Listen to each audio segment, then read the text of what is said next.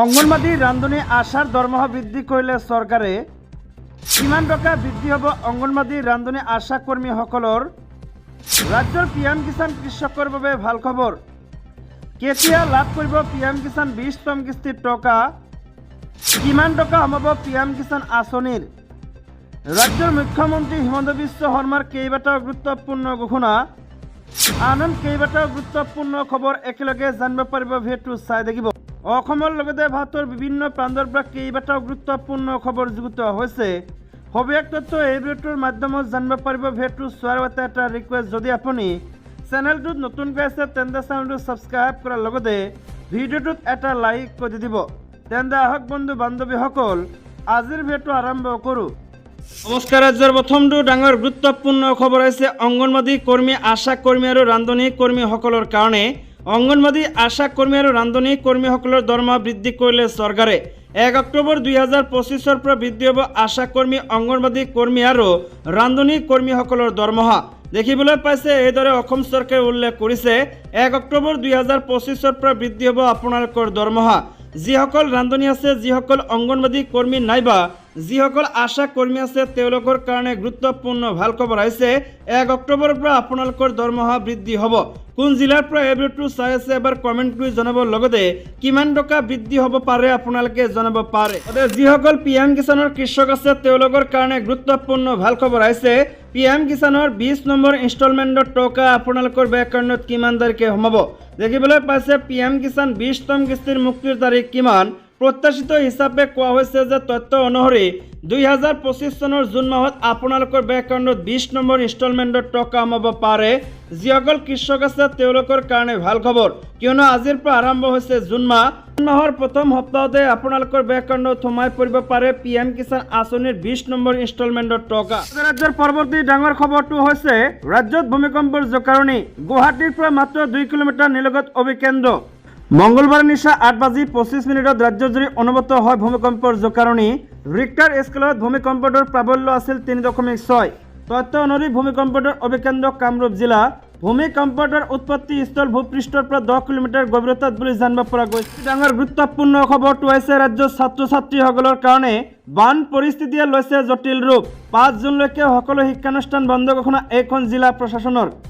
ৰাজ্যৰ বতৰ লৈছে ভয়ংকৰ ৰূপ। ৰাজ্যৰ 22খন জিলাৰ 1250খন গাঁৱত বানপানী ক্ষতিগ্ৰস্ত হৈছে। বানৰ মাজতে ৰাজ্যৰ এইখন জিলা প্ৰশাসনে ল'লে ডাঙৰ সিদ্ধান্ত। ৰাজ্যৰ এইখন জিলাত 5 জুনলৈকে সকলো শিক্ষানুষ্ঠান বন্ধ ঘোষণা কৰিছে প্ৰশাসনে। বান পৰিস্থিতিৰ বাবে সকলো শিক্ষানুষ্ঠান বন্ধ ঘোষণা কৰিছে প্ৰশাসন। লগতে ৰাজ্যৰ পৰৱৰ্তী ডাঙৰ খবৰটো হৈছে বুলডোজাৰ চলিল আজাদ চৌধুৰীৰ বাসগৃহ ব্যৱসায়িক প্ৰতিষ্ঠানত। অৱশেষত বুলডোজাৰ চলিল আজাদ চৌধুৰীৰ বাসগৃহত। সমানেতে দখল কৰি চৰকাৰী মাটিত সজা ব্যৱসায়িক প্ৰতিষ্ঠানতো চলিল অভিযান। যোৰহাটত অবৈধ বাংলাদেশীয়ে চৰকাৰী সুবিধাৰ লগতে চৰকাৰী ভূমি লিজত লাভ কৰাৰ অভিযোগেৰে বিল-লাচিত সেনা অসমে প্ৰতিবাদ সাব্যস্ত কৰাৰ পিছতে মঙ্গলবাৰে প্ৰশাসনে চলালে এই অভিযান। পুৱাৰে পৰা নিৰাপত্তা ৰক্ষীয়ে গিজগিজাই আছিল যোৰহাটৰ ঢাকাইপট্টি। যুদ্ধংদেহী মনোভাৱেৰে নিৰাপত্তা ৰক্ষীয়ে উচ্ছেদ চলাবলৈ যোৱা লোকসকলৰ সুৰক্ষা প্ৰদানৰ লগতে প্ৰতিবাদকাৰীসকলক বাধা দিয়াৰ উদ্দেশ্যে বেৰিকেড সাজি দিয়ে। প্ৰথমতে আজাদ চৌধুৰীৰ লগতে একাংশ লোকে পৌৰসভাৰ কাৰ্যবাহী বিষয়া পৰমানন্দ নাথক জবাবদিহি কৰিবলৈ চেষ্টা চলায়, যদিও তেওঁ পৌৰসভাই ইয়াৰ পূৰ্বে আজাদ চৌধুৰীলৈ প্ৰেৰণ কৰা জাননী প্ৰদৰ্শন কৰাত প্ৰশাসনে উচ্ছেদ আৰম্ভ কৰে। বিল-লাচিত সেনাই যোৱা 31 মে'ত যোৰহাট জিলা আয়ুক্ত কাৰ্যালয়ৰ সন্মুখত বাংলাদেশী মূলৰ আজাদ চৌধুৰীয়ে চৰকাৰী মাটিত সজা বাসগৃহ উচ্ছেদ আৰু তেওঁক গ্ৰেপ্তাৰ কৰাৰ দাবীত প্ৰতিবাদী কাৰ্যসূচী গ্ৰহণ কৰিছিল। সমান্তৰালভাৱে প্ৰশাসনক বান্ধি দিছিল সময়সীমা। সেয়েহে মঙ্গলবাৰে যোৰহাটৰ ঢাকাইপট্টিত বৃহৎ পৰিমাণৰ নিৰাপত্তা ৰক্ষী মোতায়েন কৰি পুৱাৰে পৰাই এই অভিযান আৰম্ভ কৰে প্ৰশাসনে। নিৰাপত্তা বেষ্টনীৰ মাজত যোৰহাট জিলা প্ৰশাসন আৰু পৌৰসভাই চৰকাৰী মাটিত থকা আজাদ চৌধুৰীৰ বাসগৃহত উচ্ছেদ চলায়। সমান্তৰালভাৱে আজাদ চৌধুৰীয়ে চৰকাৰী ভূমিত নিৰ্মাণ কৰা দোকানসমূহতো চলায় উচ্ছেদ অভিযান। এই অভিযান চলোৱাৰ লগে লগে উচ্ছেদিত দোকানৰ গৰাকীসকল কান্দোনত ভাগি পৰে। চৰকাৰী ভূমিত উচ্ছেদ চলোৱা খবৰ চৌদিশে বিয়পি পৰাৰ লগে লগে একাংশ লোকে অপ্ৰীতিকৰ পৰিস্থিতিৰ সৃষ্টি কৰে। ইয়াৰ পিছতো প্ৰশাসনে উচ্ছেদ অব্যাহত ৰাখে। অৱশ্যে শেষৰ ফালে এই পৰিস্থিতিৰ লদা ৰাজ্যৰ পৰৱৰ্তী ডাঙৰ খবৰটো হৈছে উদুলি মুদুলি ৰাজীৱ বন ভূপেন বৰাক প্ৰশংসাৰে উপস্থায় সভাপতিৰ চকীত বহিল গৌৰৱ গগৈ। উখল মাখল গুৱাহাটীৰ ৰাজীৱ বন কাৰণ নতুন সভাপতিৰ আগমন ঘটিছে।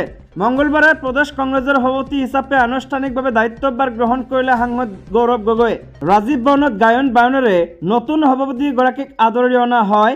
পুৱা সাংসদ গৌৰৱ গগৈ মা কামাখ্যা মন্দিৰত উপস্থিত হৈ পূজা অৰ্চনা কৰে।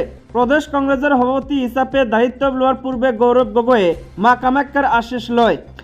কামাখ্যা মন্দিৰৰ পৰা পোনে পোনে ৰাজীৱ ভৱনত উপস্থিত হোৱা গৌৰৱ গগৈক হৰ্ষ উল্লাসৰ মাজত ৰেড কাৰ্পেটেৰে আদৰি আনে দলীয় নেতা কৰ্মীসকল। ৰাজীৱ ভৱনত সাংসদ গৌৰৱ গগৈক বিপুল আদৰণি জনোৱা হয়। ইয়াৰ পাছতে ৰাজীৱ ভৱনত সভাপতিৰ কাৰ্যালয়ত আনুষ্ঠানিকভাৱে সাংসদ গৌৰৱ গগৈক প্ৰদেশ কংগ্ৰেছৰ সভাপতিৰ দায়িত্বভাৰ গ্ৰহণ কৰে।